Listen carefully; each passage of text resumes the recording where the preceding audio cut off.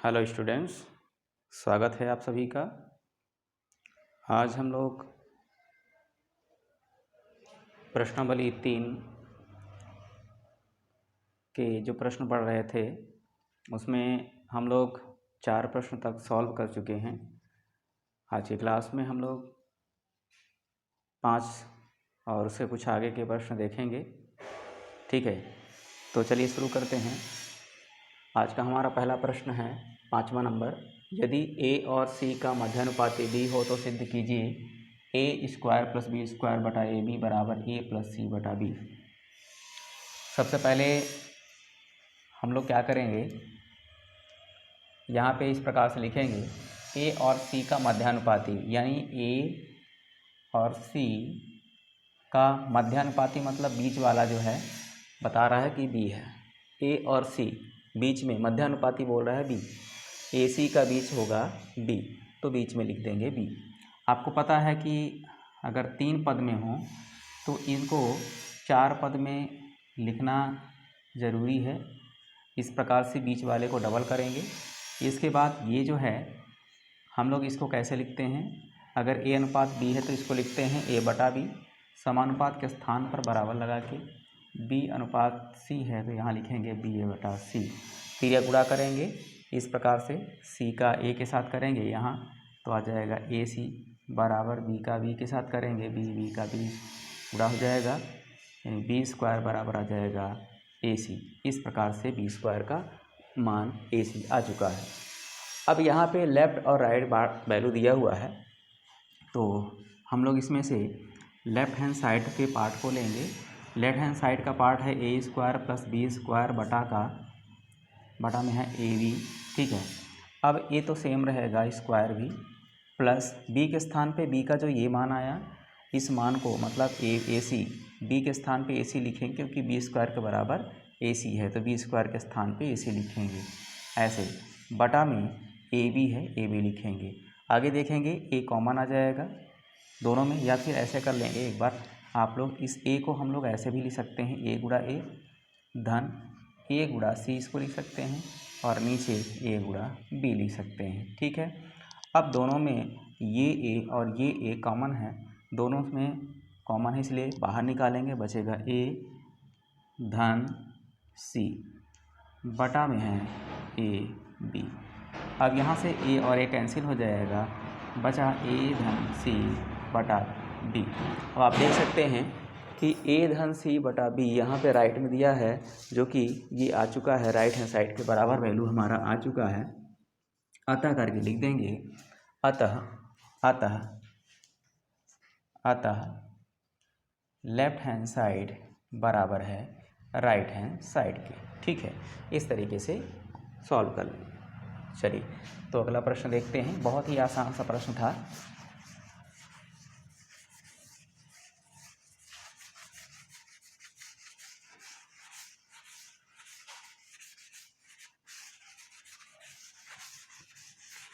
चलिए तो अगला प्रश्न देखते हैं। अगला प्रश्न कुछ इस प्रकार से लिखा है, देखिए, वे संख्याएं पता करें जिनका मध्यानुपाती 24 तृतीयानुपाती 192 है। तो लिखेंगे माना वे संख्याएं x व y हैं। आप a भी लिख सकते हो, कुछ भी लिख सकते हो, ठीक है, अपने हिसाब से लिख सकते हो। तो मैंने माना x और y। अब इसका मध्यानुपाती बोल रहा है 24 है, यानी x बीच में 24 होगा और अगल बगल x और y होंगे, क्योंकि मध्य में अपने को 24 लेना है, लिखा है मध्यानुपाती 24 है। अब आपको पता है कि जो पद बीच में होता है, अगर 3 पद में है तो इनको 4 पद बनाना है, और चौथा पद 4 पद बनाने के लिए क्या करेंगे, बीच वाले को डबल करते हैं। तो ये 24 फिर समानुपात करके फिर 24 फिर अनुपात y। अब इसका मतलब तो जानते ही हैं आप लोग, x अनुपात 24 है तो x बटा हम लिखेंगे 24 बराबर 24 बटा 24 अनुपात y है तो आ जाएगा 24 बटा y। ठीक, तिर्या गुणा करेंगे, इसका यहाँ करेंगे तो x बराबर इसका यहाँ करेंगे, आ जाएगा 24 गुणा 24 बटा में y। ये समीकरण नंबर हो जाएगा, समीकरण नंबर फर्स्ट। ठीक है, इसके बाद देखिए कहता है कि तृतीयानुपाती 192 है, तृतीयानुपाती 192 है। तो लिखेंगे x अनुपात y अनुपात तीसरे नंबर पे 192, 1, 2 और तीसरे नंबर पे 192 लिखेंगे। आपको पता है कि बीच वाले पद को डबल करना ज़रूरी है, तो बीच वाले पद को यानी y को डबल करेंगे। ठीक है, अब इनको अनुपात के रूप में लिखते हैं। अनुपात के रूप में लिखा गया, बटा के रूप में लिखते हैं। x अनुपात y है यानी x बटा y लिखेंगे, बराबर y अनुपात 192 है तो y बटा लिखेंगे 192। क्लियर है। अब आगे देखिए, यहाँ पे आपको पता होना चाहिए कि इसका तिर्यक गुणा होगा। इसका तिर्यक गुणा होगा तो x बराबर कितना आएगा, y का गुणा करेंगे, y गुणा y इस रूप में लिख देते हैं और बटा का 192 जो कहते हैं। ये समीकरण आपका हो गया समीकरण नंबर 2। क्लियर है, समझ में आ रहा है ना। चलिए आगे देखते हैं। अब यहाँ पे आपको समीकरण 1 और समीकरण 2 दोनों मिल चुके हैं और जिसमें आपको लेफ्ट हैंड साइड दोनों बराबर दिख रहे हैं। दोनों में ये देखो एक्स एक्स दिख रहा है। अगर एक पक्ष बराबर हो समीकरणों में, एक पक्ष बराबर हो तो दूसरे को आप बराबर कर सकते हो। तो आप यहाँ पे ऐसे लिख देना, समीकरण 1 व 2 से, समीकरण 1 व 2 से। समीकरण 1 2 में क्या है, लेफ्ट लेफ्ट बराबर है तो आप राइट राइट को बिल्कुल बराबर कर सकते हो। तो मैं इसके राइट जो y इंटू वाई बटा 192 बराबर में, इसके बराबर में इसको करूँगा 24 गुणा 24 बटा y। तिर्यक गुणा करेंगे, इसका यहाँ इसका यहाँ इसका यहाँ करेंगे तो y गुणा y बराबर इसका यहाँ करेंगे 24 गुणा 192। ये y का गुणा करेंगे 3 बार तो अब y की घात 3 आएगा। इसको हम लिख सकते हैं 24 गुणा 24 सेम लिखेंगे और जो 192 है इस 192 का गुणनखंड करेंगे 2 9 18, 2 छिक्का 12, 2 चौको 8, 2 अट्ठे 16, 2 दूनी 4, 2 चौको 8 और 24 एक कम 24 कर लेंगे। अब इनका गुणनखंड जो यहाँ पे आया इसको लिख लेते हैं 24 गुणा 2 गुणा 2 गुणा 2। अब आप देख सकते हैं कि y की घात 3 बराबर ये आया है।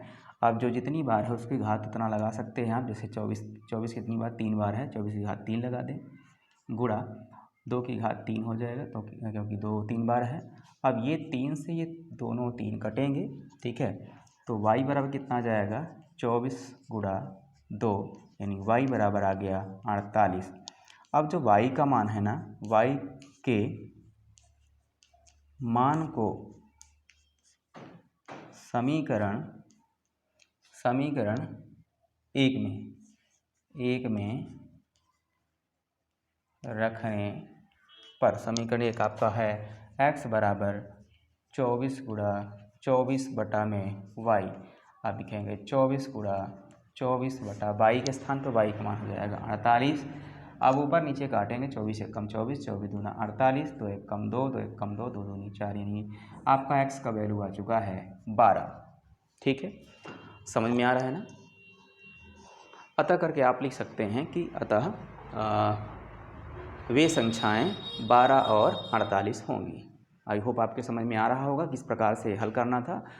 काफ़ी बच्चे ये ऐसे प्रश्न को देख के ही परेशान हो जाते हैं कि कैसे सॉल्व होगा। काफ़ी अपने आप में स्ट्रेस ले लेते हैं कि कैसे बनेगा, ये बहुत ही कठिन लग रहा है ना। मैं देखा हूँ ऑफलाइन के जो बच्चे पढ़ते हैं हमारे यहाँ, काफ़ी बच्चे आते हैं तो उसमें ऐसे ही बताते हैं कि सर ये तो समझ में नहीं आ रहा है, किस प्रकार से समझेंगे। तो बिल्कुल आप इस तरीके से समझ लीजिए, आपको बिल्कुल परेशान नहीं होना है। इस प्रश्न का जो जवाब है इस तरीके से आपको बना के लिखना है, जैसा कह रहा है उस हिसाब से चलते जाइए, अपने आप ये सॉल्व हो जाएगा, है ना। अपने तरीके से इस तरीके से कर लीजिएगा आप लोग।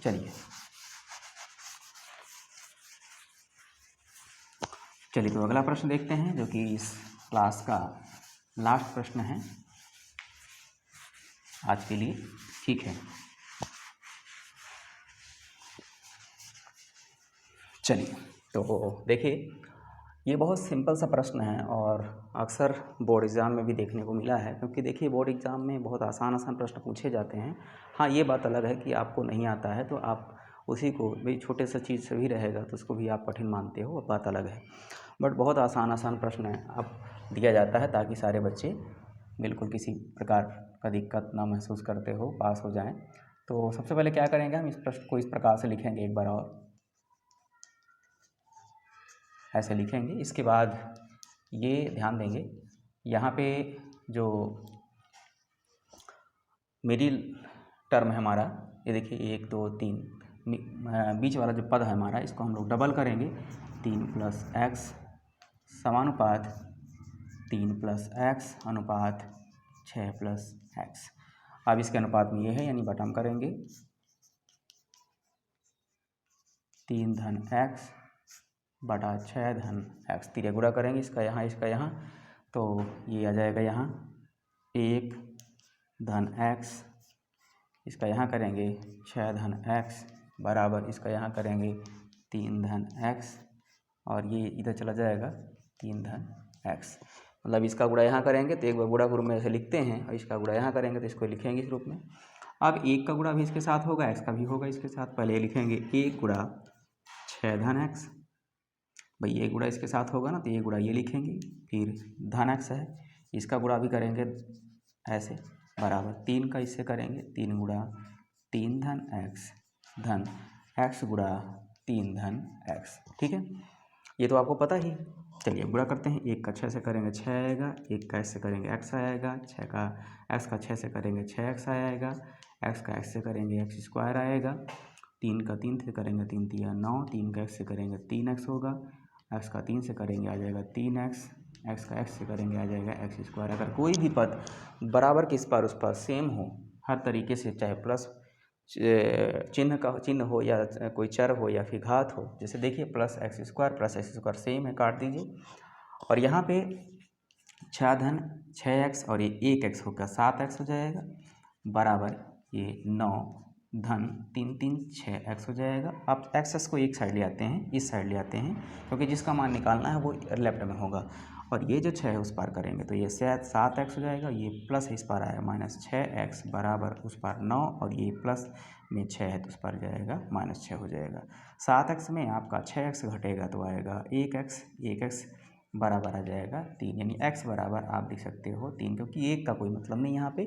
ठीक है, तो x का मान कितना आ गया, x का मान आ गया 3। आई होप आप समझ गए होंगे कि किस प्रकार से सवाल थे इस प्रश्नावली में।